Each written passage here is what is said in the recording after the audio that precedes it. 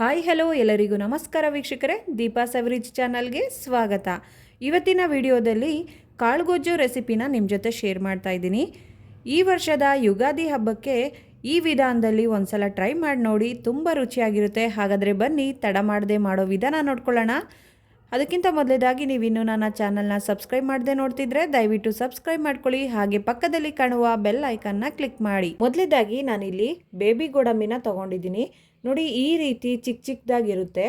ನಾವು normal ಗೋಡಂಬಿನ ಬಳಸೋದಕ್ಕಿಂತ baby ಗೋಡಂಬಿನ ಬಳಸೋದ್ರಿಂದ ಈ ಮದುವೆ ಮನೆಗಳಲ್ಲಿ ಭಟ್ರುಗಳು ಮಾಡ್ತಾರಲ್ಲ ಕಾಳುಗೊಜ್ಜು, ಅದೇ ಟೇಸ್ಟ್ ಇರುತ್ತೆ. 3 ಟೇಬಲ್ ಸ್ಪೂನಷ್ಟು ಬೇಬಿ ಗೋಡಂಬಿನ ಒಂದು ಬಟ್ಲಿಗೆ ಹಾಕಿ ಸ್ವಲ್ಪ ನೀರನ್ನ ಸೇರಿಸಿ ಒಂದು 1/4 ಗಂಟೆ ನೆನೆಯೋದಕ್ಕೆ ಬಿಡ್ತಾ ಇದ್ದೀನಿ. ಇದನ್ನು ಸೈಡ್ ಎತ್ತಿಟ್ಕೊಳ್ಳೋಣ.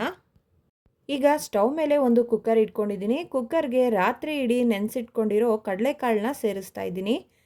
ನಿಮಗೆ ಟೈಮ್ ಇಲ್ಲ ಅಂತಂದರೆ ಕಡಲೆಕಾಳನ್ನ 4 ಗಂಟೆಗಳ ಕಾಲ ನೆನೆಸಿ ಹಾಕ್ಬೋದು. ನೆಕ್ಸ್ಟು ತರಕಾರಿನ ಸೇರಿಸ್ಕೋಬೇಕು. ನಾನಿಲ್ಲಿ ತಗೊಂಡಿರೋ ತರಕಾರಿ ಕ್ಯಾರೆಟು, ಆಲೂಗೆಡ್ಡೆ, ಗೆಡ್ಡೆಕೋಸು, ಬದನೆಕಾಯಿ ಎಲ್ಲ ಒಂದೊಂದೇ ತೊಗೊಂಡಿದ್ದೀನಿ. ಹಾಗೆ ಸ್ವಲ್ಪ ಬೀನೀಸ್ ಕೂಡ ತೊಗೊಂಡಿದ್ದೀನಿ. ಇದಿಷ್ಟನ್ನು ಕುಕ್ಕರ್ಗೆ ಸೇರಿಸ್ಕೊಳ್ಳೋಣ. ಇದೇ ತರಕಾರಿ ಹಾಕಬೇಕು ಅಂತ ಏನಿಲ್ಲ, ನಿಮಗೆ ಯಾವ ತರಕಾರಿ ಇಷ್ಟ ಆಗುತ್ತೋ ಆ ತರಕಾರಿನ ಸೇರಿಸ್ಕೋಬೋದು. ನಂತರ ತರಕಾರಿ ಮುಳುಗುವಷ್ಟು ನೀರನ್ನ ಸೇರಿಸ್ಕೊಳ್ಳೋಣ. ಇದಕ್ಕೆ ಸ್ವಲ್ಪ ಕಲ್ಲುಪ್ಪನ್ನ ಸೇರಿಸಿ ಒಂದ್ಸಲ ಚೆನ್ನಾಗಿ ಮಿಕ್ಸ್ ಮಾಡ್ಕೊಳ್ಳೋಣ. ನೋಡಿ, ಮಿಕ್ಸ್ ಮಾಡ್ಕೊಂಡ ನಂತರ ಕುಕ್ಕರ್ ಲಿಡ್ನ ಕ್ಲೋಸ್ ಮಾಡಿ 1 ವಿಷಲ್ ಕೂಗಿಸ್ಕೋಬೇಕು. 1 ವಿಷಲ್ ಕೂಗೋ ಅಷ್ಟರಲ್ಲಿ ನಾವು ಮಸಾಲೆಗೆ ರೆಡಿ ಮಾಡ್ಕೊಳ್ಳೋಣ.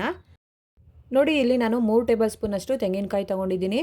ಹಾಗೆ ನಾನು ಆಗಲೇ ನೆನೆಸಿಟ್ಕೊಂಡಿದ್ನಲ್ಲ ಬೇಬಿ ಗೋಡಂಬಿ, ಅದನ್ನು ತೊಗೊಂಡಿದ್ದೀನಿ. ಇದೆರಡನ್ನು ಒಂದು ಮಿಕ್ಸಿ ಜಾರ್ಗೆ ಹಾಕಿ ನುಣ್ಣಗೆ ರುಬ್ಕೋಬೇಕು. ನೋಡಿ, ಈಗ ನುಣ್ಣಗೆ ರುಬ್ಕೊಂಡು ಇಟ್ಕೊಂಡಿದ್ದೀನಿ. ಇದನ್ನು ಒಂದು ಸೈಡ್ಗೆ ಎತ್ತಿಟ್ಕೊಳ್ಳೋಣ. ನಂತರ ಒಂದು ಪ್ಯಾನ್ ಇಟ್ಕೊಂಡಿದ್ದೀನಿ. ಪ್ಯಾನ್ಗೆ 1 ಸ್ಪೂನಷ್ಟು ಎಣ್ಣೆ ಹಾಕ್ತಾಯಿದ್ದೀನಿ. ಎಣ್ಣೆ ಕಾದ ನಂತರ ಒಂದು ಮೀಡಿಯಮ್ ಸೈಜ್ ಈರುಳ್ಳಿನ ಉದ್ದುದ್ದ ಕಟ್ ಮಾಡಿ ಸೇರಿಸ್ಕೊಳ್ತಾ ಇದ್ದೀನಿ. ನಂತರ ಇದಕ್ಕೆ 5ರಿಂದ 6 ಬೆಳ್ಳುಳ್ಳಿ, 1 ಇಂಚು ಶುಂಠಿ, 1 ಹಸಿಮೆಣಸಿಕಾಯಿ ಇದಿಷ್ಟನ್ನು ಹಾಕಿ ಫ್ರೈ ಮಾಡ್ಕೊಳ್ಳೋಣ. ನೋಡಿ, ಈಗ ಈರುಳ್ಳಿ ಕಲರ್ ಚೇಂಜ್ ಆಗಿದೆ. ಈ ಹಂತದಲ್ಲಿ ಒಂದು ಮೀಡಿಯಮ್ ಸೈಜ್ ಟೊಮೊಟೊನ ಈ ರೀತಿ ಕಟ್ ಮಾಡಿ ಸೇರಿಸ್ಕೊಂಡು ಫ್ರೈ ಮಾಡ್ಕೊತಾ ಇದ್ದೀನಿ. ಟೊಮೊಟೊ ಸಾಫ್ಟ್ ಆಗೋವರೆಗೂ ಫ್ರೈ ಮಾಡ್ಕೋಬೇಕು. ನೋಡಿ, ಈಗ ಟೊಮೊಟೊ ಎಲ್ಲ ಸಾಫ್ಟ್ ಆಗಿದೆ. ಈಗ ಸ್ಟವ್ ಆಫ್ ಮಾಡಿಕೊಂಡು ಇದಕ್ಕೆ ಸ್ವಲ್ಪ ಕೊತ್ತಂಬರಿ ಸೊಪ್ಪನ್ನ ಸೇರಿಸ್ಕೊಳ್ಳೋಣ. ಈಗ ಇದನ್ನು ತಣ್ಣಗಾಗೋದಕ್ಕೆ ಬಿಡಬೇಕು. ಇದು ತಣ್ಣಗಾದ್ಮೇಲೆ ಒಂದು ಮಿಕ್ಸಿ ಜಾರ್ಗೆ ಹಾಕಿ ಸ್ವಲ್ಪ ನೀರನ್ನ ಸೇರಿಸ್ಕೊಂಡು ನುಣ್ಣಗೆ ರುಬ್ಕೋಬೇಕಾಗುತ್ತೆ. ನೋಡಿ, ಮಸಾಲೆನ ನುಣ್ಣಗೆ ರುಬ್ಬಿಟ್ಕೊಂಡಿದ್ದೀನಿ. ನಂತರ ಕಾಳುಗೊಜ್ಜಿಗೆ ಒಗ್ಗರಣೆ ಹಾಕ್ಕೊಳ್ಳೋಣ. ಒಗ್ಗರಣೆಗೆ 2 ಟೇಬಲ್ ಸ್ಪೂನಷ್ಟು ಎಣ್ಣೆ ಹಾಕ್ಕೊಳ್ತಾ ಇದ್ದೀನಿ. ಎಣ್ಣೆ ಕಾದ ನಂತರ 10ರಿಂದ 15 ಕರಿಬೇವು ಎಲೆಗಳನ್ನ ಹಾಕ್ತಾಯಿದ್ದೀನಿ. ನಂತರ ಬೇಯಿಸಿಟ್ಕೊಂಡಿರೋ ಕಡಲೆಕಾಳು, ತರಕಾರಿನ ನೀರನ್ನೆಲ್ಲ ಸೋಸ್ಕೊಂಡು ಸೇರಿಸ್ಕೊಳ್ಳೋಣ. ಕಡಲೆಕಾಳು ತರಕಾರಿನ ಪಾತ್ರೆಯಲ್ಲಿ ಕೂಡ ಬೇಯಿಸ್ಕೋಬೋದು. ಕುಕ್ಕರ್ನಲ್ಲಿ ಬೇಯಿಸೋದ್ರಿಂದ ತರಕಾರಿ ಸ್ವಲ್ಪ ಸಾಫ್ಟ್ ಆಗುತ್ತೆ. ನಿಮಗೆ ತರಕಾರಿ ಸಾಫ್ಟಾಗಿ ಬೇಯೋದು ಬೇಡ ಅಂತಂದರೆ ನೀವು ಬೇಕಿದ್ದರೆ ಪಾತ್ರೆಯಲ್ಲಿ ಬೇಯಿಸ್ಕೊಳ್ಳಿ.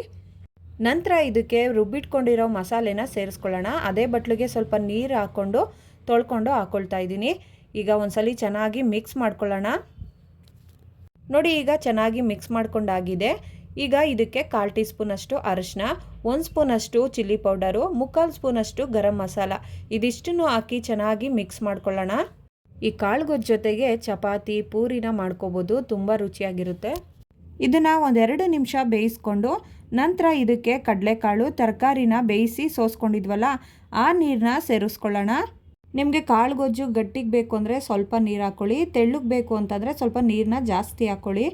ಈ ನೀರನ್ನ ಸೇರಿಸ್ಕೊಂಡ್ಮೇಲೆ ಒಂದ್ಸಲಿ ಚೆನ್ನಾಗಿ ಮಿಕ್ಸ್ ಮಾಡ್ಕೊಳ್ಳೋಣ. ನೋಡಿ, ಇವಾಗ ಕುದೀತಾ ಇದೆ.